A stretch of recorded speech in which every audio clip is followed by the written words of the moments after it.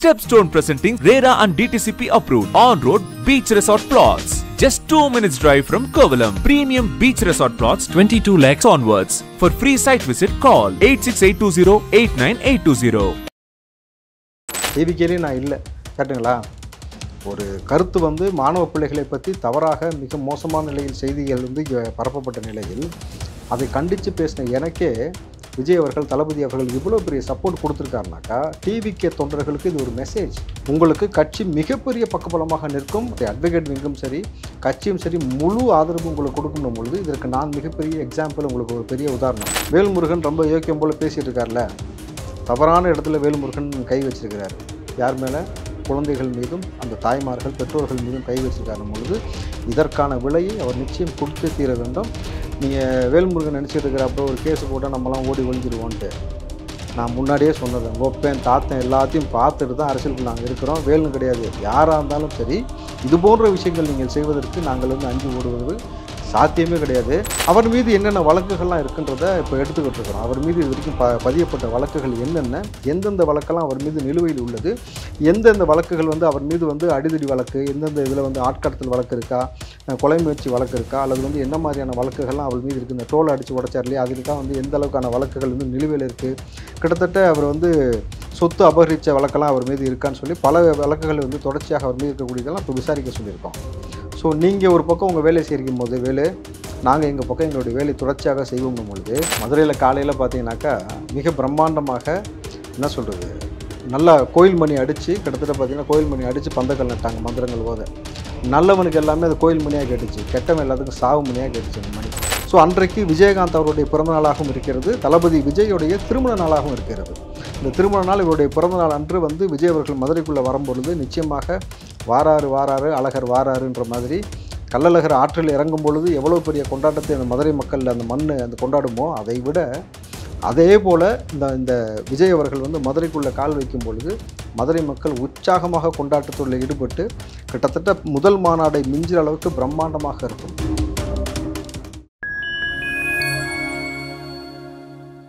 Fine time media நேயர்களுக்கு வணக்கம். நான் உங்கள் சங்கீத் குஹன். நம்ம சிறப்பு நிகழ்ச்சியில் நம்ம இணைந்திருக்கிறார் காங்கிரஸின் ராவுத்தர் இப்ராஹிம் அவர்கள். வணக்கம். வணக்கம். எப்படி சார் இருக்கீங்க? நலமா இருக்குங்க. எங்கே இருந்தார் ராவுத்தர் இப்ராஹிம்? இவ்வளோ நாளாக வந்து பொதுவெளியிலையும் சரி ஊடகங்களையும் சரி எங்கேயுமே காணாமல் என்னதான் ஆனார்? ஏன் சில வாரங்கள் வந்து டைம் எடுத்துக்கிட்டார் அப்படிங்கிற கேள்வி வந்து நிறைய பேர் வந்து கேட்க ஆரம்பிச்சிருக்காங்க. எங்கே தான் இருந்தீங்க? அதாவது ஆளுங்கட்சியுடைய அழுத்தத்தின் பேரில் வந்து கல்வி விருது விழா விஜய் அவர்கள் நடத்திய அந்த விழாவை குறித்து வேல்முருகன் வந்து மிக சர்ச்சைக்குரிய வகையில் பேசியிருந்தார். நம்ம பார்த்துருப்போம். எல்லாருக்கும் அது பெரிய நெருடலை ஏற்படுத்தியிருந்தது. அதை நம்ம கண்டித்து பேசியிருந்தோம். அதற்கு ஆளுங்கட்சியோட துணையோடு வேல்முருகன் அவர்கள் என் மீது வந்து வழக்கு பதிவு செய்து என்னை கைது செய்வதற்கான நடவடிக்கை எடுத்திருந்தாங்க. ஸோ தொடர்ச்சியாக இந்த மாதிரி விஷயங்கள் செஞ்சு கொண்டிருக்கும் பொழுது இந்த செய்தியை கேள்விப்பட்டவுடன், ரொம்ப முக்கியமான விஷயம், இந்த செய்தியை கேள்விப்பட்டவுடன் தளபதி விஜய் அவர்கள் மிகப்பெரிய பக்கபலமாக எனக்கு இருந்தார். ரொம்ப பெரிய பக்கபலமாக இருந்து இந்த வழக்கு குறித்து விசாரித்து இந்த வழக்குக்கு தேவையான உதவிகளை ராவுத்தருக்கு செய்யுங்கன்னு சொல்லி திரு ஆனந்த் அவர்கள் கட்சியுடைய பொதுச் செயலாளர் அவரும் மிகப்பெரிய பக்கபலமாக இருந்து அண்ணன் நிர்மல்குமார் சிடிஆர் நிர்மல்குமார் அவர்கள் வந்து ஃபுல் ஃப்ளெஷ்டாக இறங்கி வேலை செஞ்சு எனக்கு ரொம்ப பெரிய பக்கபலமாக இருந்து இந்த கைது நடவடிக்கையை தடுப்பதற்கான எல்லா வேலையும் செஞ்சாங்க. ஸோ இதன் மூலமாக நம்ம வந்து புரிஞ்சு கொள்ள வேண்டியது என்னென்னா, டிவிக்கேலே நான் இல்லை கேட்டுங்களா. ஒரு கருத்து வந்து மாணவ பிள்ளைகளை பற்றி தவறாக மிக மோசமான நிலையில் செய்திகள் வந்து பரப்பப்பட்ட நிலையில் அதை கண்டித்து பேசின எனக்கே விஜய் அவர்கள் தளபதி அவர்கள் இவ்வளோ பெரிய சப்போர்ட் கொடுத்துருக்காருனாக்கா டிவிக்கே தொண்டர்களுக்கு இது ஒரு மெசேஜ். என்னென்ன, மாவட்ட செயலாளராக இருக்கட்டும், இல்லது அதுபோல் பேச்சாளர்கள் இருக்காங்க, நம்ம லைலாமணி, தம்பி ரமேஷ், ராஜ்மோகன், இது போன்ற நபர்களுக்கெல்லாம் தைரியமாக ஃபுல் ஃப்ளெஷ்டாக இறங்கி வேலை செய்யுங்கன்னு சொல்கிறேன் நான். உங்களுக்கு கட்சி மிகப்பெரிய பக்கபலமாக நிற்கும், அட்வொகேட் விங்கும் சரி கட்சியும் சரி முழு ஆதரவு உங்களுக்கு கொடுக்கணும் பொழுது இதற்கு நான் மிகப்பெரிய எக்ஸாம்பிள், உங்களுக்கு ஒரு பெரிய உதாரணம். எனக்கே இந்த அளவுக்கு இறங்கி வேலை செய்கிறார் தளபதி, இவ்வளோ பெரிய பக்கபலமாக டிவிக்கு நிற்குதுனாக்கா உங்களுக்கும் சரி வாரியர்ஸ் விர்ச்சுவல் வாரியர்ஸுக்கும் சரி நீங்கள் பயப்படாமல் உங்கள் களப்பணியை செய்து கொண்டே இருங்கள். வெற்றி நமதே, நாளை நமதே. ராவுத்தர் இப்ராஹிம் அவர்கள் வந்து பயந்துதான் தலைமறைவாகி விட்டாரா அப்படிங்கிற மாதிரியான சில விமர்சனங்கள் கூட சில சோசியல் மீடியாவில் வந்து பார்த்தோம். ஸோ அவங்களுக்கு உங்களுடைய பதில் என்ன? நான் தான் சொன்னேன்ல, என்னை ஒழிக்கணும் அழிக்கணும்னு நினைக்கிறதெல்லாம் வந்து சாத்தியப்படுவதே கிடையாது. என்னை வந்து காணாமல் ஆக்கணும் என்பதற்காக நான் வந்து அறுந்து போன பட்டமும் இல்லை, அதுக்கு சட்டமும் இல்லைன்னு நான் பதிவுகளும் போட்டிருந்தேன். அவ்வளோ சீக்கிரம் அரசியல் வாழ்க்கையிலேருந்து என்னை அப்புறப்படுத்துவதற்கு எவனாலும் முடியாது. ஏன்னா நம்ம மக்கள் பணிக்காக வந்திருக்கிறோம், மக்களுக்கு உறுதுணையாக நிற்கின்றதுக்காக தான் நிற்கிறோம் பொழுது, களத்தில் பெண்களையோ மாணவ பிள்ளைகளையும் சமூகத்தையோ சீர்குலைக்கக்கூடிய வேலையை செய்பவர் எவராக இருந்தாலும் சமரசம் இல்லாமல் எதிர்த்து நிற்பேன். அதில் எனக்கு எந்த தயக்கமும் கிடையாது, எந்த பயமும் கிடையாது. சமீபத்தில் தேசிய குழந்தைகள் உரிமைகள் பாதுகாப்பு ஆணையம் வந்து தமிழ்நாடு தேர்தல் ஆணையருக்கு வந்து ஒரு பரிந்துரையை வந்து அனுப்பிச்சிருக்காங்க. என்ன அப்படின்னா, தாவேகா சார்பில் ஒரு புகார் மனு வந்து தேசிய குழந்தைகள் உரிமைகள் பாதுகாப்பு ஆணையத்துக்கு அனுப்பப்பட்டது. அது சொல்லப்பட்டுள்ளது என்ன அப்படின்னா, கல்வி விருது வழங்கும் விழாவில் வந்து மாணவ பிள்ளைகள் குறித்து ஒரு தவறுதலான ஒரு கொச்சையான ஒரு வார்த்தையை வந்து வேல்முருகன் பதிவு செய்திருக்கிறார். அவரை வந்து உடனடியாக பதவி நீக்கம் செய்யணும், அவருடைய அந்த தேர்தல் வெற்றியை வந்து பறிக்கணும் அப்படிங்கிற ரீதியெலாம் வந்து கம்ப்ளைண்ட்லாம் போயிருந்தது.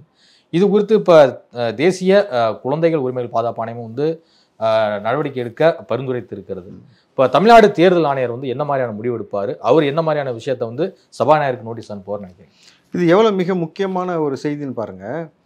ரொம்ப யோக்கிய மாதிரி வந்து வேல்முருகன் வந்து என் மீது வழக்கு பதிவு செய்து, திமுகவுடைய எம்எல்ஏவாக இருப்பதனால என் மீது வழக்கு பதிவு செய்து என்னை கைது செய்யணும், நடவடிக்கை எடுக்கணும்னு சொல்லி இவ்வளோ வேலை செஞ்சுக்கிட்டு இந்த குழந்தைகளை குறித்தும் பெண்களை குறித்தும் அவதூறாக பேசியிருக்கிறதுனால டிவிகே சார்பாக அவர் மீது போக்சோ வழக்கு பதிவு செய்யணும்னு சொல்லி இன்றைக்கு வந்து பதிவு செய்யப்பட்டு அந்த வழக்கு விசாரணையோட தொடர்ச்சியாக இன்றைக்கு பார்த்தீங்கன்னாக்கா வேல்முருகன் மீது வந்து தேசிய குழந்தைகள் பாதுகாப்பு ஆணையம் வந்து சொல்லியிருக்கு, தேர்தல் ஆணையம்கிட்ட பரிந்துரையை செஞ்சுருக்கு, இவர் மீது நடவடிக்கை எடுங்க, இவருக்கு வந்து அடுத்து அவருடைய பதவியை நீக்கலாம் அல்லது வந்து அடுத்து வந்து இடைக்கால தடை விதிக்கலாம், என்ன வேணாலும் செய்யலாம்னும் பொழுது, அப்போ சட்டம் எந்த அளவுக்கு ரொம்ப கூர்ந்து ஒரு விஷயத்தை கொண்டு போயிட்டு இருக்கிற பொழுது வேல்முருகன் ரொம்ப யோக்கியம் போல் பேசிகிட்டு இருக்கார்ல, தவறான இடத்துல வேல்முருகன் கை வச்சிருக்கிறாரு. யார் மேலே? குழந்தைகள் மீதும் அந்த தாய்மார்கள் பெற்றோர்கள் மீதும் கை வச்சிருக்காருன்னும் பொழுது இதற்கான விலையை அவர் நிச்சயம் கொடுத்தே தீர வேண்டும். நீங்கள் வேல்முருகன் நினச்சிட்டு இருக்கிறப்போ ஒரு கேஸு போட்டால் நம்மளாம் ஓடி ஒழிஞ்சிருவோன்ட்டு, நான் முன்னாடியே சொன்னது, கோப்பேன் தாத்தன் எல்லாத்தையும் பார்த்துட்டு தான் அரசியலுக்குள்ள நாங்கள் இருக்கிறோம். வேலுன்னு கிடையாது, யாராக இருந்தாலும் சரி இது போன்ற விஷயங்கள் நீங்கள் செய்வதற்கு நாங்கள் வந்து அஞ்சு ஓடுவது சாத்தியமே கிடையாது. வேலு இதற்கான விலையை நிச்சயமாக சட்ட ரீதியாக கொடுக்க வேண்டியது இருக்கும். இதை தாண்டி அவர் மீது என்னென்ன வழக்குகள்லாம் இருக்குன்றதை இப்போ எடுத்துக்கிட்டு இருக்கிறோம். அவர் மீது இது வரைக்கும் பதியப்பட்ட வழக்குகள் என்னென்ன, எந்தெந்த வழக்கெல்லாம் அவர் மீது நிலுவையில் உள்ளது, எந்தெந்த வழக்குகள் வந்து அவர் மீது வந்து அடிதடி வழக்கு, எந்தெந்த இதில் வந்து ஆட்கடத்தல் வழக்கு இருக்கா, கொலை முயற்சி வழக்கு இருக்கா, அல்லது வந்து என்ன மாதிரியான வழக்குகள்லாம் அவர் மீது இருக்குது, இந்த டோல் அடித்து உடைச்சார் இல்லையா, அதுக்காக வந்து எந்த அளவுக்கான வழக்குகள் வந்து நிலுவையில் இருக்குது, கிட்டத்தட்ட அவர் வந்து சொத்து அபகரித்த வழக்கெல்லாம் அவர் மீது இருக்கான்னு சொல்லி பல வழக்குகள் வந்து தொடர்ச்சியாக அவர் மீது இருக்கக்கூடியதெல்லாம் இப்போ விசாரிக்க சொல்லியிருக்கோம். ஸோ நீங்கள் ஒரு பக்கம் உங்கள் வேலை செய்யும் போது வேலு, நாங்கள் எங்கள் பக்கம் எங்களுடைய வேலை தொடர்ச்சியாக செய்வோம்னும் பொழுது, இன்றைக்கி தேர்தல் ஆணையமும் வந்திருக்கு, தேசிய குழந்தைகள் பாதுகாப்பு ஆணையமும் இப்போ உள்ள களம் இறங்கி இருக்கணும் பொழுது, நிச்சயமாக சொல்கிறேன், வேல்முருகன் இந்த 2026 எலெக்ஷனுக்கு வந்து கண்டக்ட் பண்ணுறதோ அவர் ஜெயிச்சலாம் நினைக்கிறதோ வந்து சத்தியமாக சாத்தியப்படாது. உங்கள் கோட்டைக்குள் இறங்கி உங்கள் கோட்டையை தகர்ப்போம் நிச்சயமாக. ஆனால் மாணவர்கள் குறித்து நான் எதுவுமே அவதூறாக எதுவும் பேசலை அப்படின்னு சொல்லிட்டு அப்போதே நிறைய ஊடகங்கள விளக்கம்லாம் வந்து கொடுத்துருந்தாரு வேல்முருகன் அவர். தப்பாக பேசலன்னா இப்போ பேசுனது யார்? அவர் ஆவியா? சொல்லுங்கள் சார். இல்லை அவர் அட்மினா? 1.25 மணி நேரம் பேசியிருக்கேன், அதில் 2 நிமிட பேச்சை மட்டும் வச்சுக்கிட்டு நீங்கள் தவறாக புரிஞ்சுக்கிட்டீங்க அப்படிங்கிற தொடர்ந்து சொல்லி வர 2 நிமிட பேச்சுனாலும் நீங்கள் சொன்ன பேச்சு என்னன்னு சொல்லி நீங்கள் நீதிமன்றம் வரைக்கும் போயிட்டு, இப்போ நீதிமன்றத்தில் தானே உங்களுக்கு வழக்கு வந்திருக்கு. அவங்க தானே இன்றைக்கி தேசிய குழந்தைகள் பாதுகாப்பானு தானே சொல்லியிருக்காங்க. இந்த விளக்கத்தை நீ அங்கே கொடு, உன் விளக்கம் எல்லாமே இனிமேல் நீ நீதிமன்றத்தில் கொடுக்க வேண்டியது. ஏன்னா அந்த வார்த்தையை நீங்கள் சொன்னீங்களா இல்லையா, இதுக்கு கூட்டி கொடுக்கலாம், 2 கிராம் தங்கத்தை கூட்டு போகிறான், இந்த 2 வார்த்தையும் உங்கள் வாயில வந்துச்சுல, எதுக்கு முன்னாடி சொன்னீங்க, எதுக்கு பின்னாடி சொன்னீங்க, ஃபுல் வீடியோ எடுத்துகிட்டு அங்கே வாங்க, நீதிமன்றத்துக்கு வாங்க, நம்ம எங்கே சந்திக்கணுமோ அங்கே சந்திப்போம். இப்போ மதுரையில் தமிழக வெற்றி கழகத்தின் 2ஆம் மாநில மாநாடு வந்து நடைபெற இருக்குது. அதற்கான பூமி பூஜையெல்லாம் வந்து இன்னைக்கு போட்டு முடிச்சிருக்காங்க. உங்களுடைய பார்வை என்ன, விஜயோடைய அடுத்த பிளான் என்னவா இருக்கும்? மதுரையில் காலையில் பார்த்தீங்கன்னாக்கா மிக பிரம்மாண்டமாக என்ன சொல்கிறது, நல்லா கோயில் மணி அடித்து, கிட்டத்தட்ட பார்த்தீங்கன்னா கோயில் மணி அடித்து பந்தக்கல் நட்டாங்க, மந்திரங்கள் ஓத. நல்லவனுக்கு எல்லாமே அது கோயில் மணியாக கேட்டுச்சு, கெட்டவன் எல்லாத்துக்கும் சாவு மணியாக கேட்டுச்சு அந்த மணி. கேள்விப்பட்டீங்களா? கதறானுங்க பதறானுங்க. கிட்டத்தட்ட 506 ஏக்கரில் இன்றைக்கி வந்து ரொம்ப பிரம்மாண்டமான ஒரு அளவில் வந்து மாநாடு ரெடி ஆகிருக்குனாக்கா, இது 2 கோணத்தில் பார்க்கப்படுகிறது. ஒன்று, மதுரைக்குள்ளே வந்து இந்த மாநாடு ஏற்பாடு செய்திருக்கிறார்கள் பொழுது மதுரை எவ்வளோ மிக முக்கியமான இடம், வந்து அரசியல் களத்தில் வந்து எவ்வளோ பெரிய முக்கியமான இடத்தை பிடிச்சிருக்குன்னு ஒன்று. ஸோ அன்றைக்கு விஜயகாந்த் அவருடைய பிறந்த நாளாகவும் இருக்கிறது, தளபதி விஜயோடைய திருமண நாளாகவும் இருக்கிறது. இந்த திருமண நாள் இவருடைய பிறந்த நாள் அன்று வந்து விஜய் அவர்கள் மதுரைக்குள்ளே வரும்பொழுது நிச்சயமாக வாராறு அழகர் வாராருன்ற மாதிரி கள்ளழகர் ஆற்றில் இறங்கும் பொழுது எவ்வளோ பெரிய கொண்டாட்டத்தை அந்த மதுரை மக்கள் அந்த மண் அந்த கொண்டாடுமோ அதை விட அதே போல் இந்த விஜய் அவர்கள் வந்து மதுரைக்குள்ளே கால் வைக்கும் பொழுது மதுரை மக்கள் உற்சாகமாக கொண்டாட்டத்தில் ஈடுபட்டு கிட்டத்தட்ட முதல் மாநாடை மிஞ்சுற அளவுக்கு பிரம்மாண்டமாக இருக்கும். இப்போவே காவல்துறையிற்கும் தமிழ்நாடு அரசுக்கும் சொல்வது என்னன்னாக்கா, போதிய பாதுகாப்பை கொடுப்பதற்கான முன்னேற்பாடுகளை இப்போவே தொடங்கிருங்க. போன வாட்டி 3 லட்சம் பேர் வருவான்னு எதிர்பார்த்த இடத்துல 8 லட்சம் பேர் வந்து நின்னான். இந்த முறை 506 ஏக்கர், இதை தாண்டி இன்னும் பல ஏக்கர்கள் வந்து இப்போ பேசி கொண்டிருக்கிறார்கள். அப்படின்னும் பொழுது இது 600-700 ஏக்கருக்கு மேலே போக வேண்டிய காலகட்டம் ஏற்படும் பொழுது அப்போ எத்தனை லட்சம் பேர் வருமானது கணக்கிட்டுக்கங்க. 3 லட்சத்துக்கு 8 லட்சம்னாக்கா இப்போ 8 லட்சம் நீங்கள் டார்கெட் பண்ணிங்கன்னா 15 லட்சம் பேர் வருவான். அதே போல் திமுகவிற்கு இன்னொரு சவாலும், நீங்கள் இந்த ஆளுங்களை பசங்க வர்றதை டைவெர்ட் பண்ணுறது, ஊருக்கு வெளியில் சுத்த விடுறது, இப்போ செஞ்சீங்க பார்த்தீங்களா லோக்கலில், இந்த வேலையை மதுரையில் செய்யாதீங்க.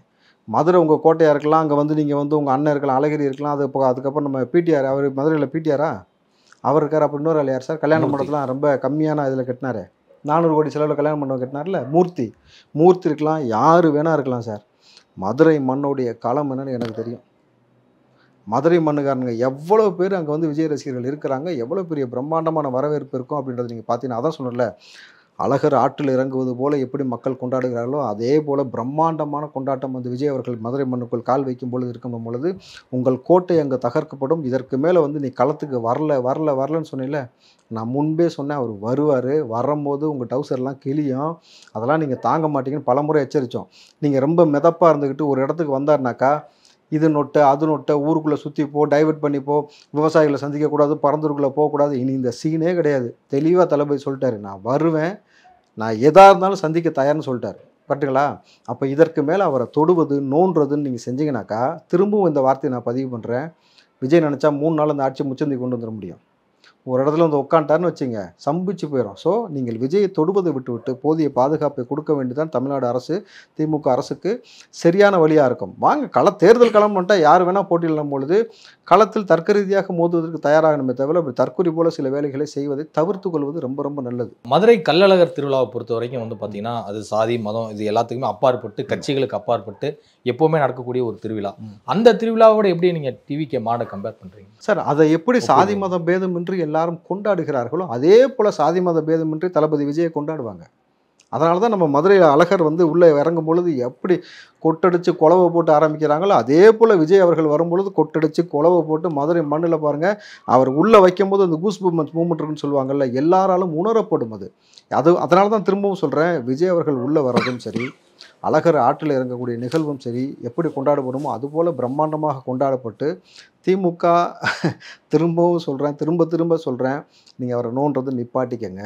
நீங்கள் நோண்டுறது, கேஸ் போடுறது, ஆள் அனுப்புறது, மிரட்டுறது, அந்த மக்களை வந்து சுத்த விடுறது, இந்த வேலையெல்லாம் செய்யாமல் இருந்தால் உங்களுக்கு நல்லது. இல்லாட்டி உங்கள் கூட மோதணும்னு முடிவெடுத்த பிறகு தான் களத்தில் தளபதி வந்து நிற்கிறான பொழுது நீங்கள் அவரை நோண்டுறது எவ்வளோ பெரிய மோசமான எதிர்வினையை ஆற்றும்ன்றதை புரிஞ்சுக்கிட்டிங்கனாக்கா உங்கள்கிட்ட உளவுத்துறைக்கு ரிப்போர்ட் கொடுத்துருப்பாங்க. தயவு செய்து தவறை செய்யாமல் அழகர் ஆற்றில் இறங்குவது எப்படி, அதே போல் விஜய் அவர்கள் மதுரையில் இறங்குவது உறுதி, ஆட்சி மாற்றம் ஏற்பட போவது நிச்சயமாக உறுதி. வாகை சுடும் வரலாறு மீண்டும் திரும்பட்டும் அப்படிங்கிற மாதிரி குறிப்பிட்டிருக்காரு விஜய் அவர்கள். வெற்றி நிச்சயம் அப்படின்னு சொல்லி குறிப்பிட்டிருக்காரு இன்னைக்கு பந்தல் கால் விழாவை பொறுத்தளவு. ஸோ இதை நம்ம பார்க்கும்போது மீண்டும் உணர்த்துகிறாரா, அண்ணா எம்ஜிஆர் போல மீண்டும் நான் வந்து அதே பாணியில் ஒரு ஆட்சியை பிடிப்பேன் அப்படின்னு சொல்லி? சார், அண்ணாவுக்கும் எம்ஜிஆருக்கும் இல்லாத ஒரு பிரம்மாண்டமான ஒரு கூட்டம் தளபதி விஜய்க்கு இருக்கின்றதான் நிதர்சனமான உண்மை.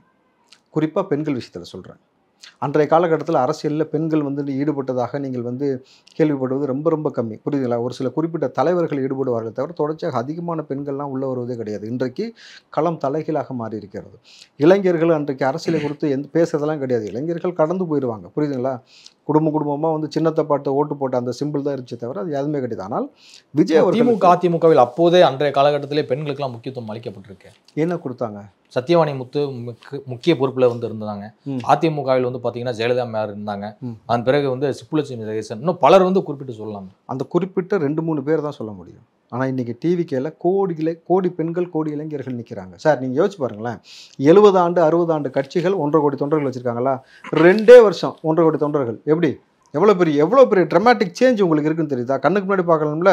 இனி தேர்தல் இறங்குவதற்குள்ளே பார்த்தீங்கன்னாக்கா 2 கோடி உறுப்பினர்களை வந்து டிவிக்கே வந்து நிரப்பிடும். அப்படின்னும் பொழுது எவ்வளோ பிரம்மாண்டமான ஒரு வெற்றியும் அவ்வளோ பெரிய மாற்றத்தை ஏற்படுத்த போகக்கூடிய ஒரு ஆளுமையாக விஜய் இருக்கான்றது நிதர்சனமாக பார்க்க முடியும். நீங்கள் சர்வசாதாரணமாக குழந்தைகளும் பெண்களும் சரி, அரசியல் குறித்து பேசுவதும் சரி, ஆண்கள் வந்து களத்தில் இறங்கி அதற்கான வேலையை செய்வதும் சரி, பரம்பரையாக திமுக இருந்தால் பார்த்தீங்களா, அவன் ஓட்டு தாங்க பாதி ஓட்டு உடையுது. எழுதி வச்சுக்கோங்க. திமுகவுக்கு தான் இது மிகப்பெரிய பேரிடி தலையில் இடியா விழுகுது. ஏன்னாக்கா திமுக ஓட்டு தான் பாதி ஓட்டு விஜய்க்கு வருது. அதை தாண்டி புதிதான வாக்காளர்கள் அவங்க ஓட்டு வருது, 30% ஓட்டு போடாமல் இருந்த நபர்களுடைய ஓட்டு வருது, பெண்கள் குழந்தைகளுடைய ஓட்டு வருது, இந்த ஆட்சியின் மீது வெறுப்பின் உச்சத்தில் இருக்கக்கூடிய மக்களினுடைய ஓட்டு வருது.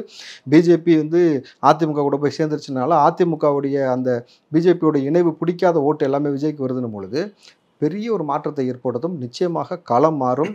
அன்றைக்கு தளபதி விஜய் சொன்னார் பார்த்தீங்களா, சாரின்னு ஒரு குடும்பத்தில் சொன்னீங்களே, 24 குடும்பத்துக்கு சாரி சொன்னீங்களா முதலமைச்சர் ஸ்டாலின் கேட்டார்ல, அன்றைக்கு ஒரு காலம் வரும். அன்னைக்கு சாரி எப்படி சாரி ஸ்டாலின் அவர்களே, உங்களுக்கு ஆட்சியிலும் அதிகாரத்திலும் பங்கு இல்லை, வெளியில் போங்க அப்படின்ட்டு ஒரு சொல்லக்கூடிய நிலைமை ஏற்படும்.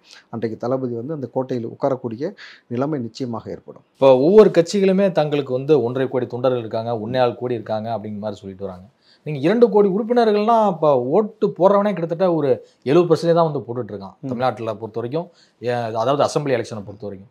ஸோ அப்படி பார்க்கும்போது ஒரு 1.5 கோடி வாக்காளர்களை கடந்துட்டாலே கிட்டத்தட்ட அந்த கட்சி தான் வந்து ஆளுங்கட்சியாக வந்து உட்காரதை வந்து பார்க்குறோம். நீங்கள் 2 கோடி உறுப்பினர்கள்ங்கிறீங்க, கொஞ்சம் திமுகவோட அதிமுகவுக்கு வந்து வாக்காளர் எண்ணிக்கை ஜாஸ்தி தெரியுமா உங்களுக்கு, உறுப்பினர் ஜாஸ்தி. ஆனால் இப்போ யார் ஆட்சியில் இருக்கிறா? திமுக தான் இருக்குது. ஸோ இந்த டிஃப்ரென்ஸ் வந்து இதில் இருக்குது. இதை தாண்டி நீங்கள் சொன்னீங்க 70% தான் ஓட்டு போகிறாங்க, அந்த பேலன்ஸ் 30% இருக்காங்கல்ல, அவங்களுமே இன்றைக்கி டிவிக்குள்ளே வராங்கல்ல. ஸோ ரொம்ப பெரிய ட்ரமாட்டிக் உங்கள் சேஞ்சஸ் ஏற்படும். நிச்சயமாக சொல்கிறேன், உதயநிதியுடைய எதிர்காலம் சரி, ஸ்டாலினுடைய எதிர்காலம் சரி, முதல் முறையாக முதலமைச்சராகி அதுவே கடைசி முறையான முதலமைச்சராக ஸ்டாலின் இந்த அரசியல் களத்திலிருந்து வெளியே அனுப்பப்படுவார். புரியுதுங்களா? அதற்கு பிறகு உதயநிதியுடைய கனவு பலிக்குமா பலிக்காதான்றது ஒரு 10 வருஷம் கழித்து பார்க்கலாம். நிச்சயமாக அதான் நடக்குமே தவிர இவர்கள் கனவு ஒருபோதும் பலிக்காது. இவர்கள் காசை கொடுக்கலாம், அதை கொடுக்கலாம், சாதியை கொடுக்கலாம், சாராயத்தை விட்டலாம், பல கனவுகள் வச்சுருக்கலாம். இளைஞர்கள் மிக தெளிவாக இருக்கிறாங்க. இத்தனை ஆண்டு காலம் எங்களை ஏமாத்துனீங்க, இங்கே யார் எங்களுடைய பெற்றோர்களை ஏமாத்துனீங்களே, சாதியை வச்சோம், இந்த கட்சியோட சிம்பிளை வச்சோம், இது இந்த முறை நடக்காதுன்றதுல இளைஞர்கள் தெளிவாக இருக்கும் பொழுது தளபதி மதுரை வருகை நீங்கள் பாருங்கள், திமுகவுடைய மிகப்பெரிய கனவுகளை தவிடுபடியாக்கி அவர்களை அரசியல் வாழ்க்கையிலேருந்து ஓரங்கட்ட போகிறது. இதுவரை உங்கள் பல்வேறு கருத்துக்களை எங்களுக்கு நன்றி.